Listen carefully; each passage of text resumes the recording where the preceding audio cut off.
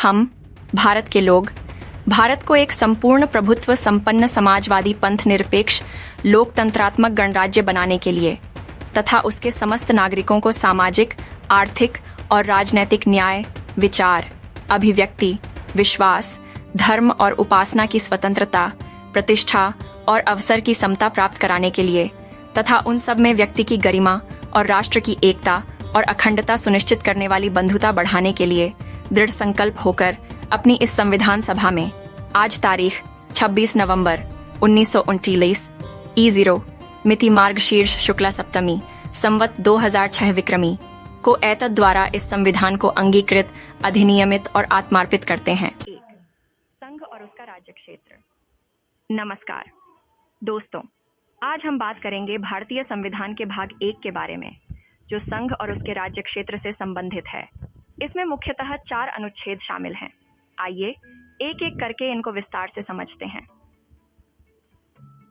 अनुच्छेद: संघ का नाम और राज्य क्षेत्र। 1. भारत, जिसे इंडिया भी कहा जाता है, राज्यों का संघ होगा। इसका मतलब है कि भारत विभिन्न राज्यों से मिलकर बना है। 2. ये राज्य और उनके राज्य क्षेत्र वे होंगे जो संविधान की पहली अनुसूची में दिए गए हैं। 3.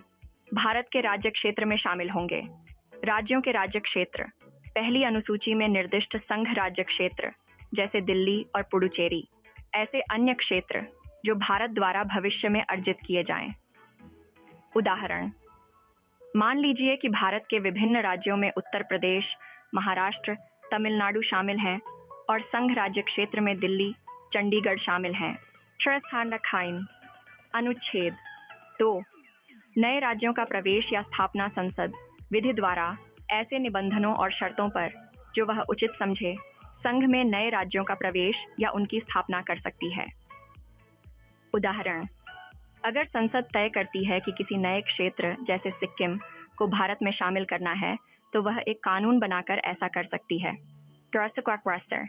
अनुच्छेद 2. सिक्किम का संघ के साथ संयुक्त किया जाना।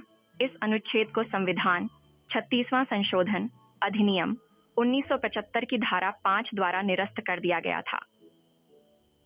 अनुच्छेद 3. नए राज्यों का निर्माण और वर्तमान राज्यों के क्षेत्रों, सीमाओं या नामों में परिवर्तन संसद विधि द्वारा निम्नलिखित कर सकती है। 1. किसी राज्य के हिस्से को अलग करके या 2 या अधिक राज्यों को मिलाकर नया राज्य बना सकती है। 2. किसी राज्य का क्षेत्र बढ़ा सकती है। 3. किसी राज्य का क्षेत्र घटा सकती है। 4. राज्य की सीमाओं में परिवर्तन कर सकती है। 5. राज्य के नाम में परिवर्तन कर सकती है। परंतु यह विधेयक राष्ट्रपति की सिफारिश के बिना संसद में पेश नहीं किया जाएगा। राज्य की विधानमंडल द्वारा विचार व्यक्त करने के बाद ही विधेयक संसद में प्रस्तुत किया जाएगा। स्पष्टीकरण: 1. अनुच्छेद 3 के खंड क से नाम में राज्य के अंतर्गत संघ राज्य क्षेत्र भी शामिल हैं। तो खंड क द्वारा संसद को प्रदत्त शक्ति के अंतर्गत किसी राज्य या संघ राज्य क्षेत्र के किसी भाग को किसी अन्य राज्य या संघ राज्य क्षेत्र के साथ मिलाकर नए राज्य या संघ राज्य क्षेत्र का निर्माण करना है।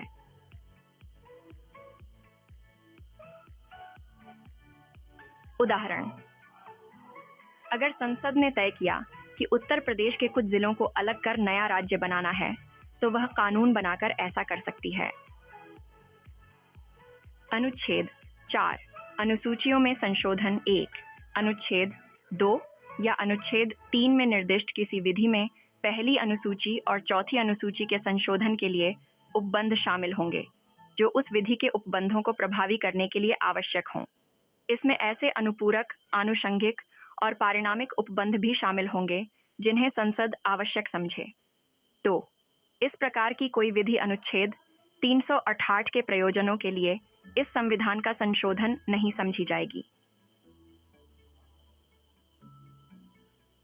उदाहरण: अगर संसद ने उत्तर प्रदेश के कुछ जिलों को मिलाकर नया राज्य बनाया, तो पहली अनुसूची में उस नए राज्य का नाम शामिल किया जाएगा और चौथी अनुसूची में उसके अनुसार संशोधन किया जाएगा। तो दोस्तों, यह था भारतीय संविधान का भाग 1, जिसमें हमने संघ और उसके राज्य क्षेत्र के बारे में सीखा। अगर आपको यह जानकारी पसंद आई हो तो कृपया हमारे चैनल को सब्सक्राइब करें और इस वीडियो को लाइक करें।